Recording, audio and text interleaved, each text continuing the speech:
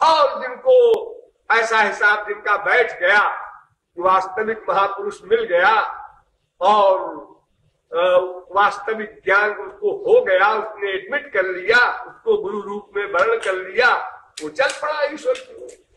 कब स्पीड कम हो ज्यादा हो, देर में पहुंचे जल्दी पहुंचे, यही फर्क पड़ेगा, लेकिन जाएगा ईश्वर की ओर। यहां से प्रयाग जाना है किसी को, 40 मील का सफर है, कार से जाएगा 1.5 घंटे में पहुंचेगा, साइकिल से जाएगा 4 घंटे में पहुंचेगा, वो पैदल जाएगा 10 घंटे में पहुंचेगा। पहुंचेंगे सब। वो रायबरेली और लखनऊ की ओर नहीं जा रहे हैं, इसलिए पहुंचेंगे। मंद गति से जाएंगे, देर में पहुंचेंगे। तो ये माया नौकरानी बहुत बड़ी हितैषणी है भगवान के पुत्र की, लेकिन भगवान का पुत्र अज्ञानी है तो उसकी बुराई करता है। ये माया ने नाक में दम कर रखा है। माया ने अरे माया ने अगर इतना नाक में दम कर रखा है, तब भी तुम बेहोश हो। अगर बिल्कुल वो नाक में दम न करती तो क्या हाल होता तुम्हारा?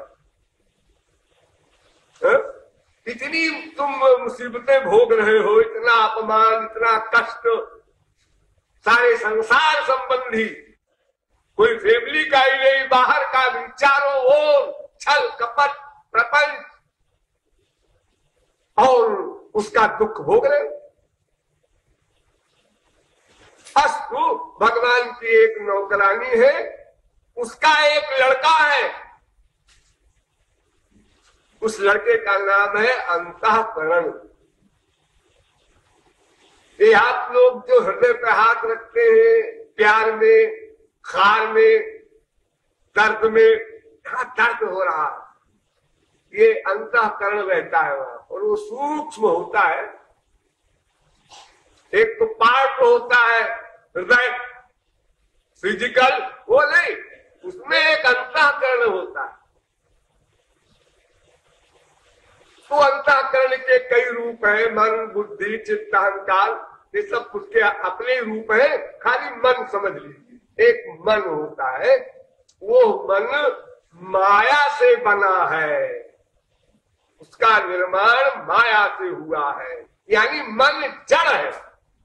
जैसे पत्थर आप देखते हैं जड़, ऐसे ही है मन। आप कहेंगे कि ऐसा कैसे आप कहते हैं, इतना सारा वर्क मन कर रहा है 24 घंटे? अरे तो आप इस पत्थर को लेके ऐसे ऐसे हिलाइए, यही वर्क कर रहा है। ये तो हिलाने वाले पर निर्भर है। ये तो आत्मा के चैतन्यता को पा करके मन चैतन्यवत, चैतन्यवत, वत है, चैतन्य नहीं हो गया। आत्मा के संपर्क से, यानी चेतन के संपर्क से जड़ चैतन्य हो गया।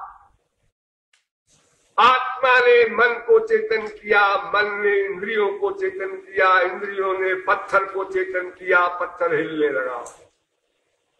इस पत्थर के हिलने का कारण हाथ, हाथ का कारण मन, मन का कारण आत्मा।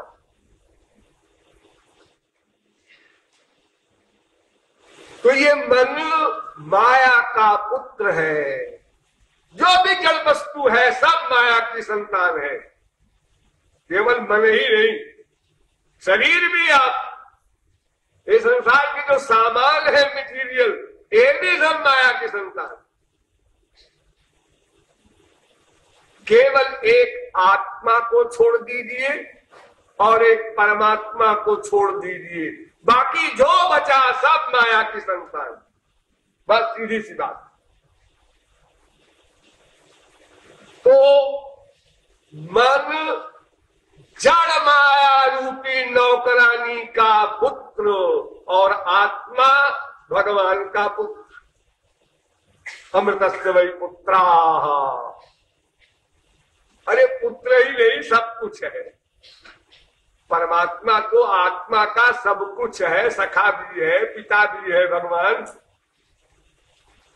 जो कुछ नाता संसार में हो सकता है उससे और अनंत गुना अधिक नाता है आपका भगवान। उन्होंने फ्री कर दिया कि तुम मेरे बेटे हो, ये भी ठीक। तुम मेरी प्रेयसी हो, ये भी ठीक। तुम मेरी माँ हो, ये भी ठीक। मैं तुम्हारी माँ हूं, हाँ हाँ मान लो, हो गया। अरे नहीं साहब, माँ तो आप है आपसे हम उत्पन्न हुए हैं। ये तो आयुधानि भूतानि जायन्ते येन जातानि जीवन्ते, आपने वेद में कहा है। अरे वो ठीक है, लेकिन हम तो वो भी कल मानने को तैयार है कि तुम मेरी माँ बन जाओ, बाप बन जाओ, मैं तुम्हारा बेटा बन जाऊं। ओरिजिनल रूप वो जरूर है कि प्रत्येक जीव भगवान का अंश है, इसलिए पुत्र है, क्योंकि अंश अंशी से उत्पन्न होता है। वो अनादि उत्पन्न है, ये सही है, उसका प्रारंभ नहीं है, लेकिन है तो भगवान का अंश, माया का अंश तो नहीं है। वो महाचेतन है, ये लघु चेतन है, बस इतना अंतर है। जो दो चीजें भगवान में है, सच्चित आनंद, वही सब जीव में है, सच्चित आनंद। लेकिन वो अनलिमिटेड लिमिट का वहां सामान है, यहाँ छोटी लिमिट का है। सब एक सूर्य है तो एक जुगनू का प्रकाश है, दीपक का प्रकाश है। ये भी अपने यहाँ कहता है मैं प्रकाशक हूं। एक विधाता है, सृष्टि करता है, एक कुंभकार है, वो कहता है मैं भी अनेक प्रकार के बर्तन बनाता हूं, मेरा भी नाम रखो विधाता, कुम्हार। तो ये मन भगवान की नौकरानी यानी माया का पुत्र है और जीव भगवान का पुत्र है, ये ओरिजिनल रूप है। हाँ, अब देखिए लड़ाई किसमें हो रही है? बाप बेटे में हो रही है। बाप बेटे में लड़ाई हो, संसार में होती है तो उतना खराब नहीं है, होता रहता है संसार में। स्त्री पति में भी लड़ाई होती रहती है, कोई आश्चर्य नहीं। कोई सुने कौन लड़ रहा है? स्त्री पति, अच्छा जरे घर घर में होता है, किसी को आश्चर्य नहीं होता है सुनकर। ये कौन लड़ रहे हैं जी? बाप बेटे। अच्छा अच्छा अच्छा, अरे तो होते रहता। ये भाई बहन, अरे तो क्या काम है। लेकिन ये लड़ाई चित्र है कि भगवान से लड़ रहा है कौन? भगवान की नौकरानी का बेटा। भगवान से लड़ रहा है भगवान की नौकरानी का बेटा, जबकि भगवान की नौकरानी ही जड़ है, उसके बेटे की कौन कहे।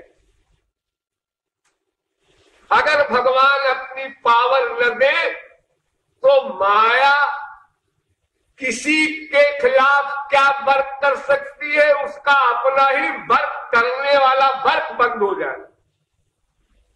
जासु सत्यता ते जड़ माया भास सत्य इव इव। वो लगती है चेतन के समान, महाचेतन भगवान की पावर पा करके, अन्यथा वो तो जड़ है। तो उसके बेटे की क्या हैसियत? जब उसकी मां की कोई हैसियत नहीं है तो बेटे की क्या हैसियत होगी? और फिर ये तो डायरेक्ट भगवान का बेटा है जीव, और नौकरानी को तो भगवान ने स्वयं कहा है गीता में, अपरेयमितस्त्वन्याम। ये तो अपरा है, अपरा माने निकृष्ट। माया मेरी जो शक्ति है, नौकरानी है, दासी है, कुछ कह लो, ये निकृष्ट है।